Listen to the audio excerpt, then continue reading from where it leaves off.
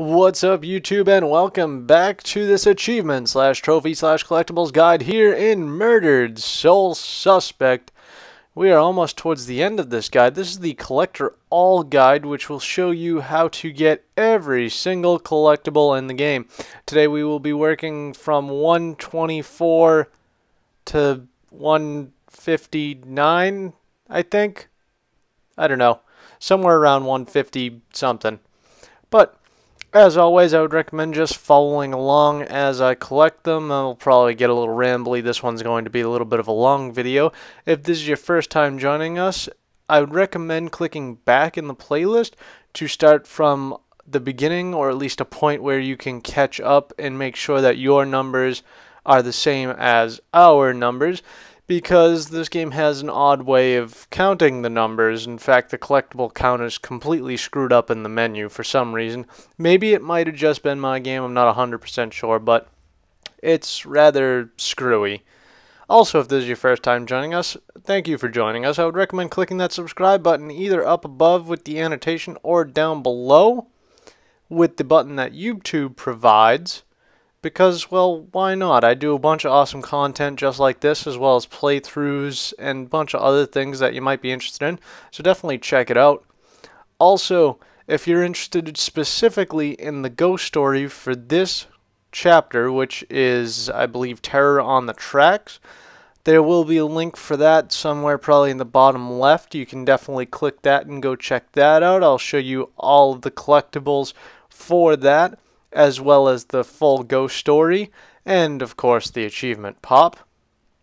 So, now, I've gone through all that, I believe, and we haven't even made it past the starting area.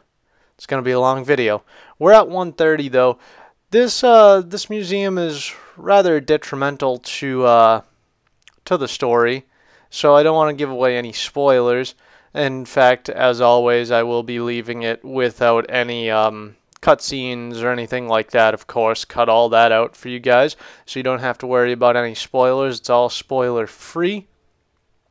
So we just collected this one right here, and we're just going to continue through around the museum. I think actually I'm just going to talk about the game, because I really don't know what else to say.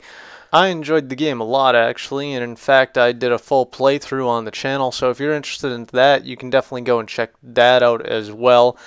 Game definitely had some downfalls. The story was a little strange. It was convoluted. It was definitely strange, and it kind of left me feeling a little gypped, I guess you could say.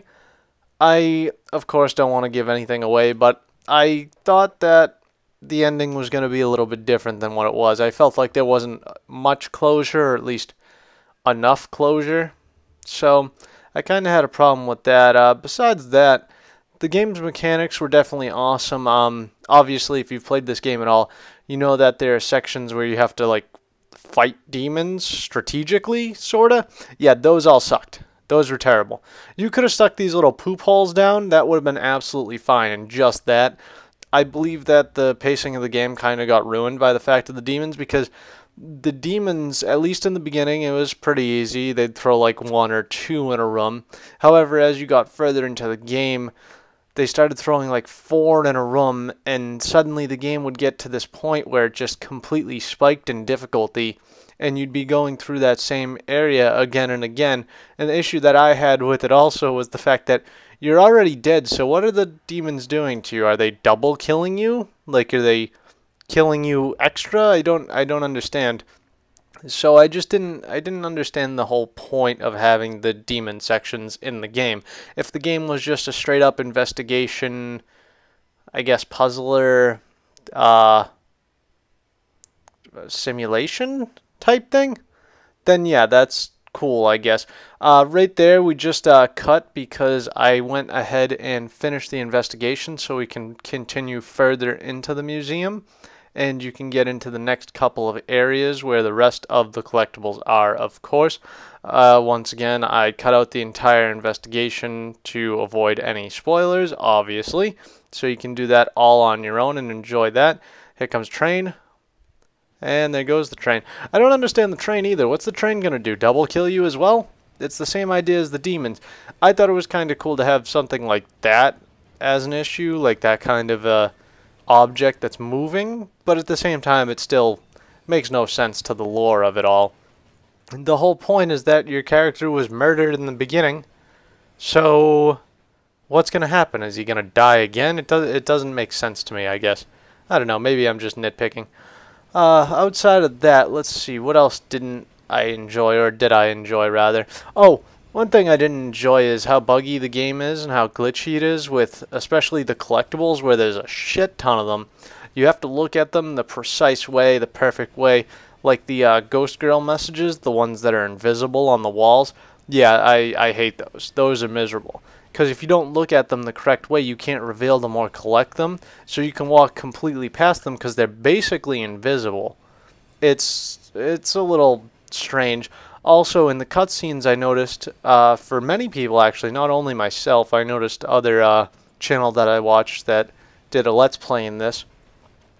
If you had the subtitles on, they would either come before the character even said the line, or way after, and I thought that was kind of strange.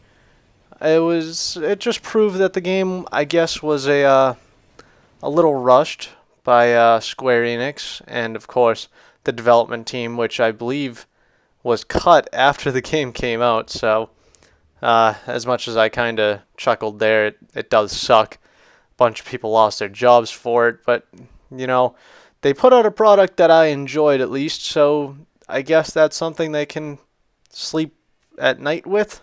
I don't know. Trying to look at it as optimistic as possible. We're actually almost towards the end here, and we're actually almost towards the end of all the Terror on the Track things as well. Once we come out of this construction room, I guess I'll talk about what we're doing now. Once we come out of the construction room, when I realize that we have to leave the construction room, there we go. Nope, wait for it. Still looking. Turn around. There you go. Alright. Go through the door, and before continuing further, there's going to be a cutscene right there, but turn around and we can grab this one that's right at the door, pick that one up, then we can head forward again and we will hit the cutscene, and then we'll continue up the stairs, grab this one just off to the left of the staircase, and we're going to turn around, and if you go through that door you will trigger yet another cutscene and an investigation, so cut that out. We're now in the investigation room. You will spawn back here as soon as the cutscene ends. Turn around and come down here and reveal the invisible Ghost Girl message, which I hate all of them. All of them. Then we're going to head down and grab this little rock right here. And then we just have a couple more that are just outside of the investigation area. So we're going to go and check those out. But I also want to mention that our next one will be our second trip to the church. It's a rather short one. There's no ghost story this time in the church. And after that, we will be doing the town of Salem. And then finally, we will do Judgment House, which is the end. It's not the last mission, but it's the last one that has collectibles. So we will be finishing it off, and you're going to get a shit ton of achievements after this. Once you finish all of this, you are going to get a lot of achievements, and if you finish the game as well, you will have all the achievements for the game. There's nothing linked to any kind of difficulty or anything like that. There's just a lot of collectible achievements, and then just further progression in the story achievements. And that's pretty much it. One thing to note, I had some glitchy achievement problems as well. One of my last achievements took 3 days to pop before it finally did. So just keep that in mind. It showed that it was at 100%, but it never unlocked until a couple days later for whatever reason. I couldn't honestly tell you. But actually, we are picking up our last one, I believe. Yeah, this is going to be our last one right here in this corner. Pick that up. I lied. There's actually a Ghost Girl message, another fucking invisible one, which is right on that wall in front of us. So we'll reveal that. And that is our last one for this video.